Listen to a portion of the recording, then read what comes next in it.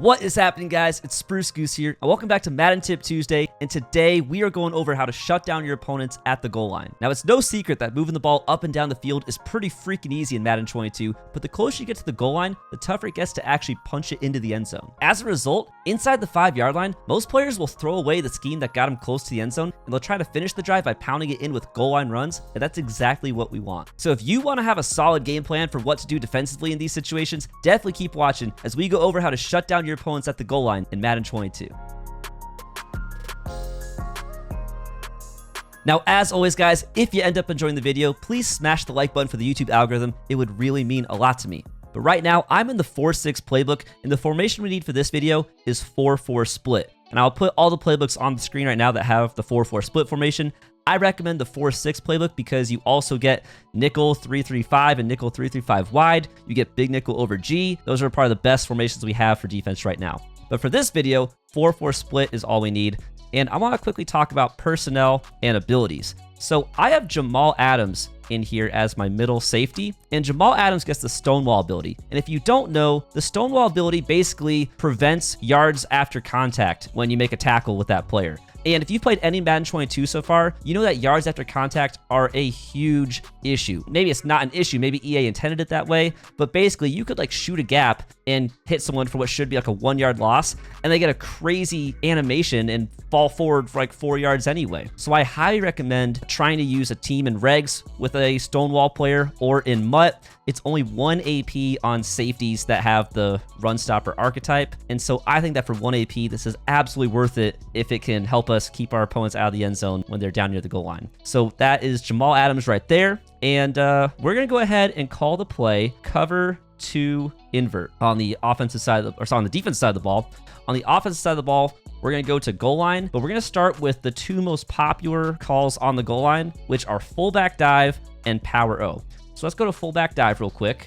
And I've got us down on the goal line on about the 2.5-yard line. And so here is the play art for cover 2 invert. And what I really like is that even though we've got a bunch of big bodies, a bunch of D linemen and linebackers, it's really good coverage across the field. And I know that like last year for stopping these goal line runs, we would come out in the goal line defensive formation, and there'd be situations where if your opponent passed, everyone was just so tight on the goal line that you really couldn't get a good spread of pass coverage across the end zone. If your opponent did a play action pass, unless you usered it perfectly, it was a touchdown almost every time. I think that this is actually very good pass defense as well if your opponent pulls off a play action pass, because we're actually only rushing 4 players right here. But most people right now, they aren't even doing play action passes. Most people are just trying to pound the rock into the end zone. And so this is how we're going to shoot the gaps on that. So we have fullback dive queued up right here to start. So there's fullback dive, just a standard fullback dive, nothing, no flipping or motion or anything like that. But what we're going to do, it's pretty simple, guys. We're going to take our middle linebacker right here. We're going to put him on a blitz assignment. And I like to kind of stand about right here. Is he on a blitz assignment yet? Okay, I don't know why. It says he's on a mid-read, but I'm putting him on a blitz assignment. Probably just a practice mode glitch. Whatever, it's practice mode. I'm going to stand about 4 to 5 yards behind the center right here. And the only adjustment I'm going to make, guys, is I'm going to crash my D-line out or crash them up. So I'm pressing left on the D-pad and up on the right stick. So now I crashed my D-line out. And so what's going to happen, I'm going to try and do this with 2 controllers right here, is when your opponent snaps the ball, there's going to be a huge gap for you to shoot through, and you just bring them down for no gain. And this is where the Stonewall ability is so important, because if I didn't have the Stonewall ability, that fullback or tight end, whoever's in there, could very easily just fall forward and take you all the way into the end zone. But the Stonewall ability should, in theory, stop them in their tracks. So let's do it again. You're about 5 yards back. I'm trying to put them on a blitz assignment. I don't think it's working in practice mode. Oh, it worked this time. Crash the D-line up and go ahead and just shoot through right here. Bring them down for no gain. Now over on current gen, we actually want to pinch our D-line. So left on the D-pad and then down on the left stick, and then also slant outside. So left on the D-pad, up on the right stick, and again blitz our user, and you guys can see that we are going to come through again and bring the fullback down for no gain. Now let's say your opponent flips the fullback dive. So instead of going with fullback dive to the left, let's say they do it to the right. Now what's great for us is the exact same setup. We're just going to blitz our user, crash the D-line outside, hover about 5 yards right here. Oh, let me get my second controller. And same thing, we're going to come through, and actually right there, I think I'm actually surprised we didn't get a clean gap shoot at time. Let's try it again. crash up, blitz the user. Most of the time, this was working for me when I was labbing this up. So let's go ahead and try it again. That is kind of what I'm used to seeing. Maybe I didn't crash up before, but as you guys can see, if you do it properly, crash the line up, blitz the user, get about 5 yards right here.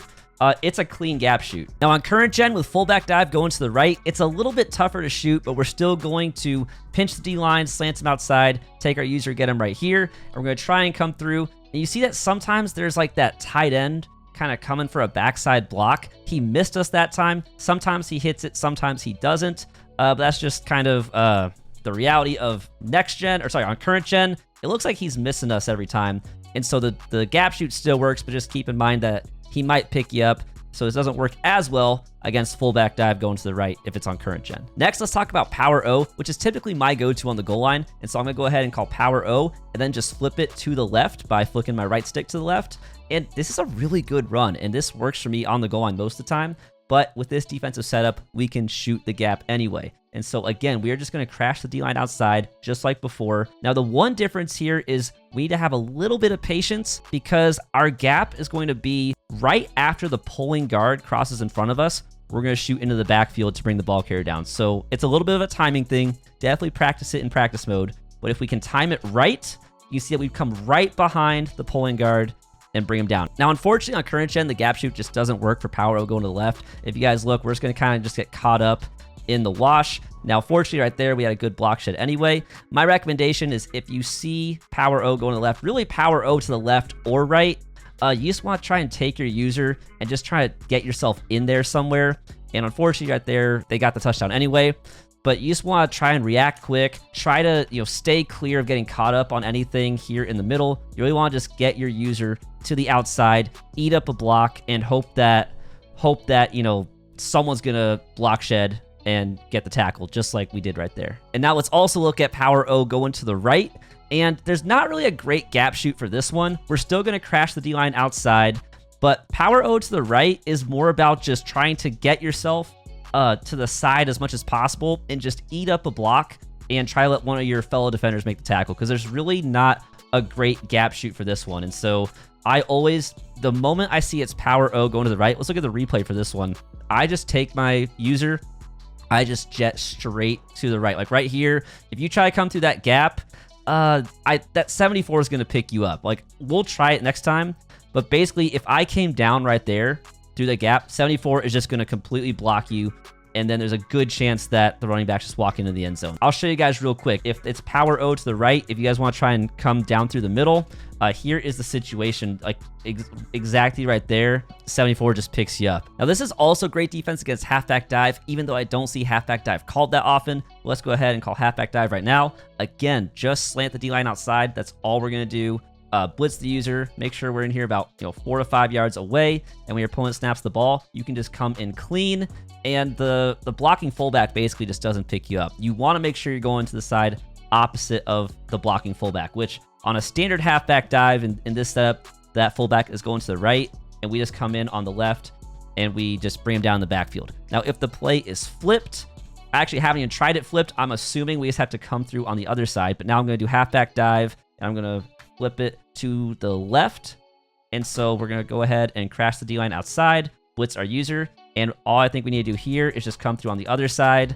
It's the exact same thing. Now on current gen, unfortunately, the gap shoot does not work, but you can eat up the block of the fullback, which is still valuable.